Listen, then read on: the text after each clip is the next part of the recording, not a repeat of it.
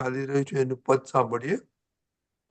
હમ બોલો સામાયિક કયું? ઉભા રહે, હું પદ મૂકું છું. હમ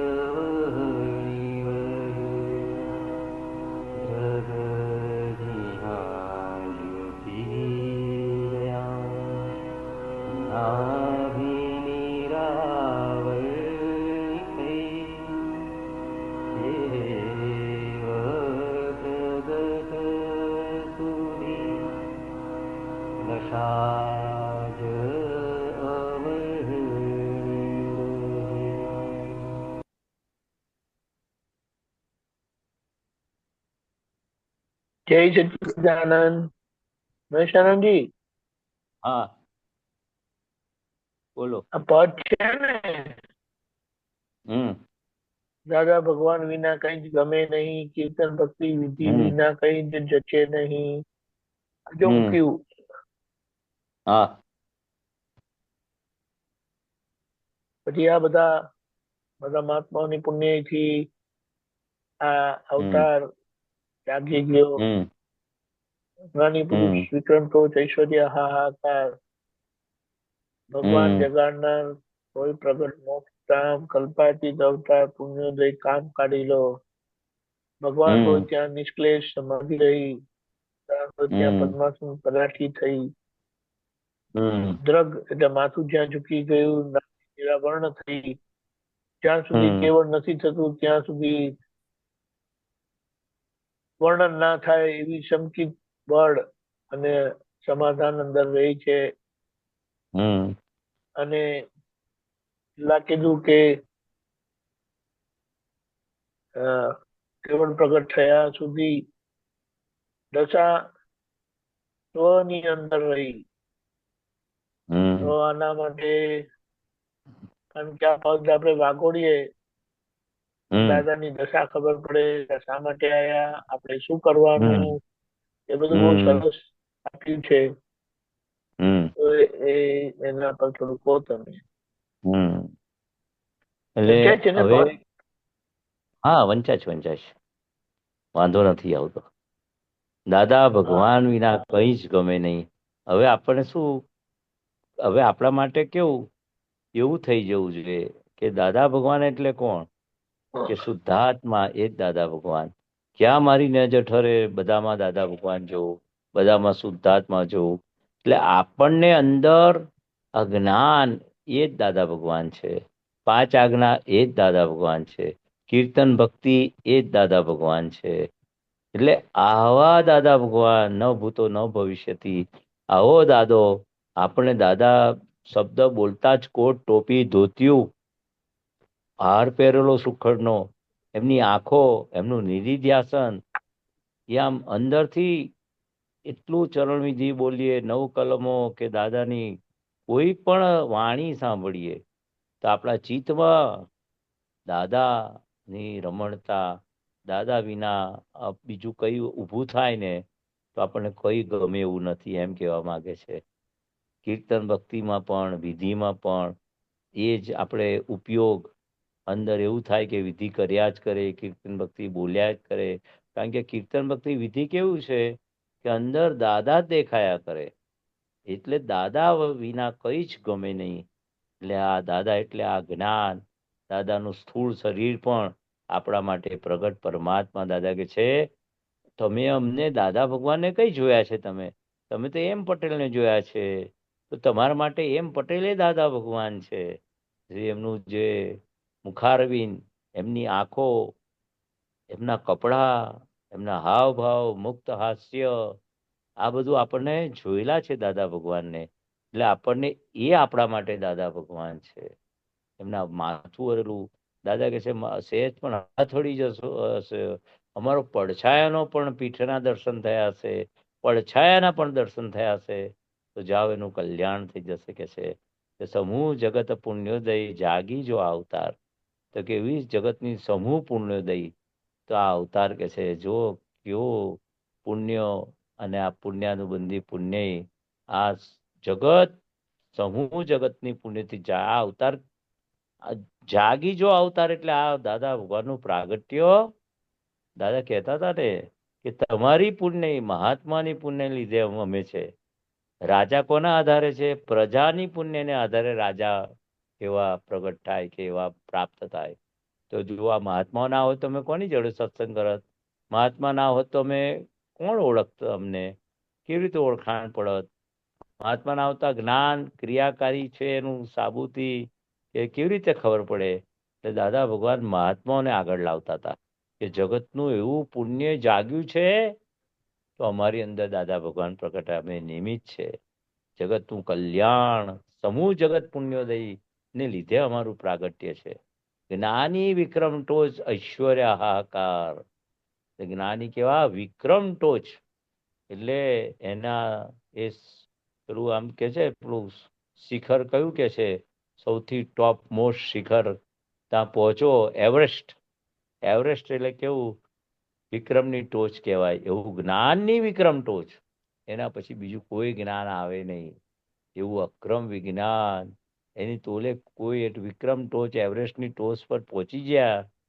એવું વિક્રમ સૌથી ઊંચું, તું ઐશ્વર્ય હાહાકાર. જગતના લોકો તું ઐશ્વર્ય પ્રગટ થશે, હાહાકાર થઈ છે.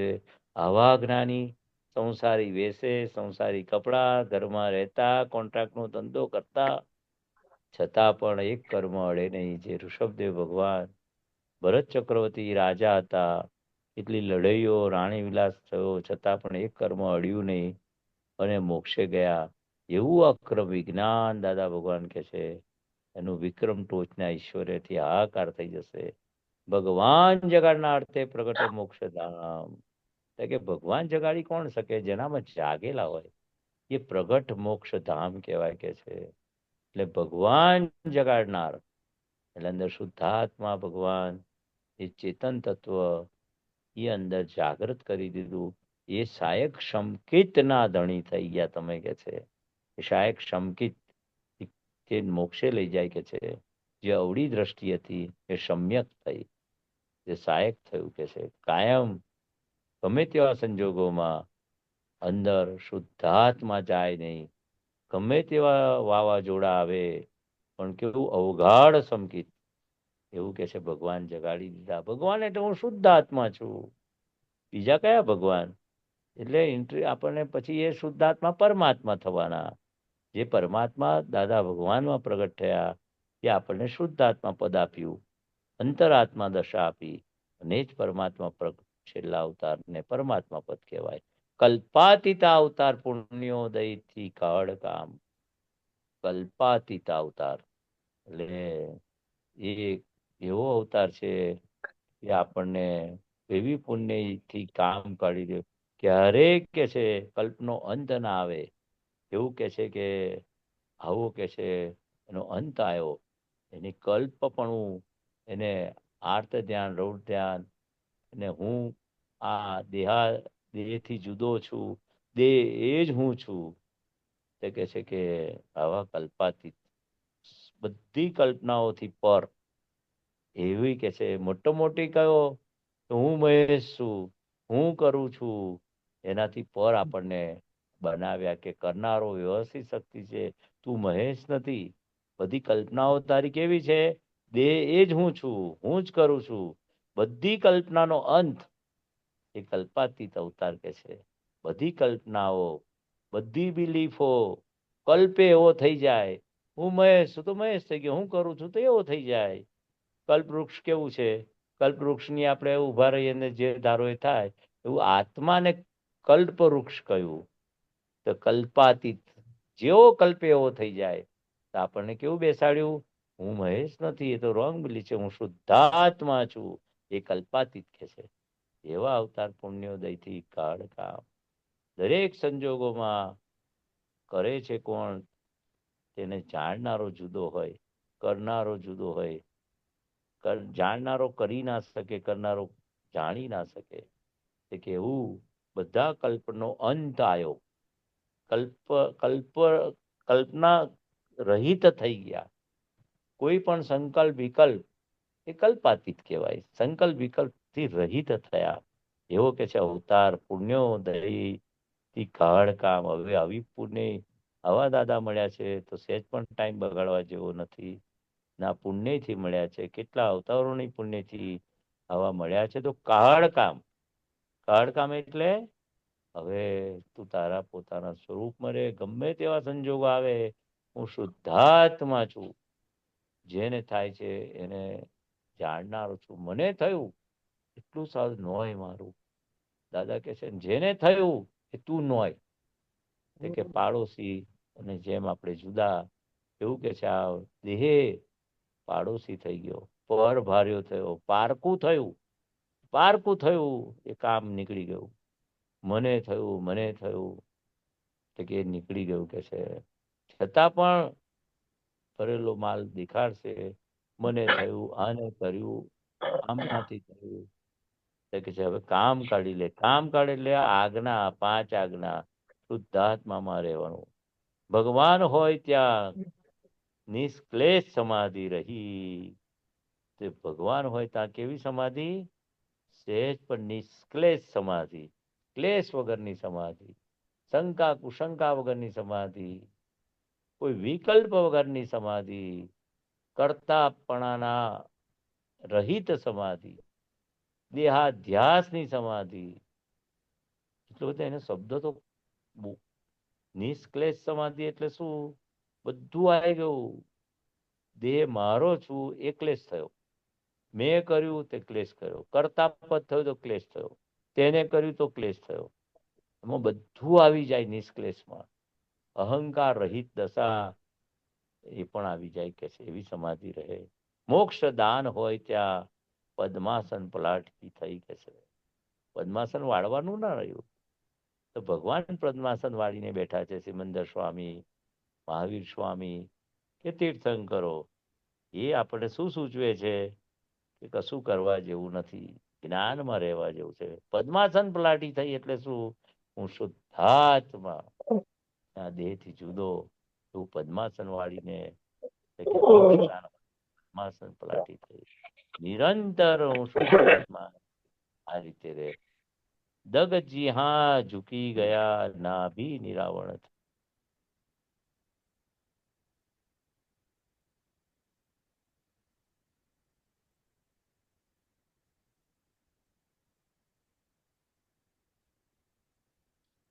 મહેશાનજી અનમ્યુટ કરજો.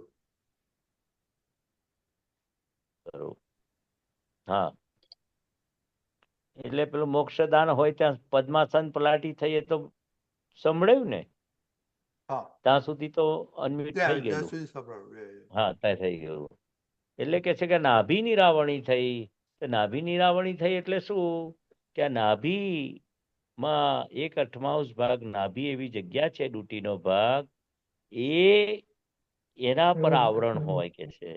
એ નિરાવરણ થઈ એટલે શું કે આ નાભીની જગ્યા પર એવું અંદર જ્ઞાન એ જગ્યા પર રહ્યું છે કે આપણે કઈ છે, કઈ જગ્યા પર ઊભા છે, આપણે ઘરે પાછું આવવાનું છે, આપણું ઘર કયું છે, દરેક આ નાભીની જગ્યા નિરાવરણ થઈ, આવરણ વગરની થઈ. એટલે પછી આ કેવળ જ્ઞાન પ્રગટ થયું. એ નાભીની જગ્યા પર એવું આવરણ આવી જાય ને તો તમે કયા ઘરમાં છો, કઈ જવાનું છે, કશું તમે બેભાન થઈ જાવ કે છે. એ નાભી નિરાવરણ થાય એટલે શું બધા કર્મથી રહિત, અને ત્યાં નાભીના ભાગ પર આવરણ આવેલું હોય, તમારું ઘરે જડે નહીં, ભૂલા પડી જાઓ, બે ધ્યાન થઈ જાઓ, એવું આ જ્ઞાન પર આવરણ આવેલું. એટલે કે છે કે કેવળ પ્રગટ સુધી સમકીતી અવર્ણ્ય વહી. એ કેવળ પ્રગટ સુધી આ સમકિત તમને, સમકિત એટલે હું શુદ્ધાત્મા છું, અવર્ણવહી એટલે નિરંતર, સહાયક સમકિત કીધું એ મોક્ષે લઈ જઈને જમશે. કેવળ પ્રગટ સુધી એ સમકિતી લઈ જશે. દંગ જીહા ઝૂકી ગયા, નાભી નિરાવણી થઈ, કેવળ પ્રગટ સુધી દશા જ અવર્ણે રહી સોઈ. એટલે કે આ દશા નું વર્ણન ના કે એવું કે છે કે બધું કે છે આપણું ટળી ગયું. ઝૂકી ગયા એટલે બધું જ કે ક્લેશ ટળી ગયો, અથડામણ ટળી ગઈ, અજ્ઞાન ટળી ગયું, દંગ જીહા ઝૂકી ગયા.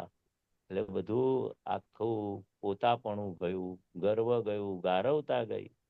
આ જ્ઞાનથી શું ના થાય? તો બધું ઝૂકી ગયા. નિરાવરણ છે, નાભી નિરાવરણ થઈ આ જ્ઞાનથી.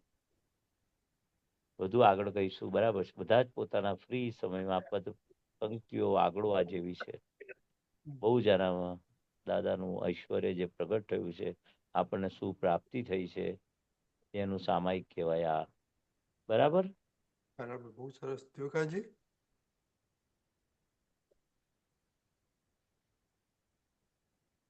દીપકાનજી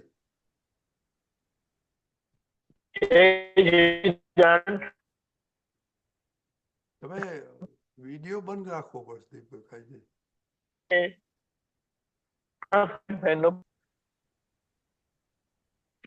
આ કડીઓ વાગડવાથી પહેલું તો આપણી અંદર જે પણ થોડી ઘણી પણ દાદા માટે શંકા છે, એના પરિણામની શંકા છે, કઈ પણ ઉણપ છે, તો આ બધા પદો આપણને કમ્પ્લીટ એ સમર્પણ ભાવ, અનન્ય ભાવમાં બેસાડી દે છે. અને આપણે જે પરિણામ ઈચ્છે છે એ બહુ સહજ ભાવે, બહુ ઓછી મહેનતે આવી જશે. એટલે આ કવિયતના પદોનું સામાયિક અને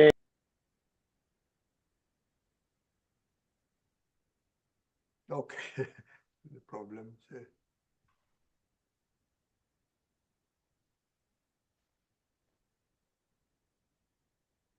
એક મિનિટ રાહ જોઈ આવે છે કે નહીં.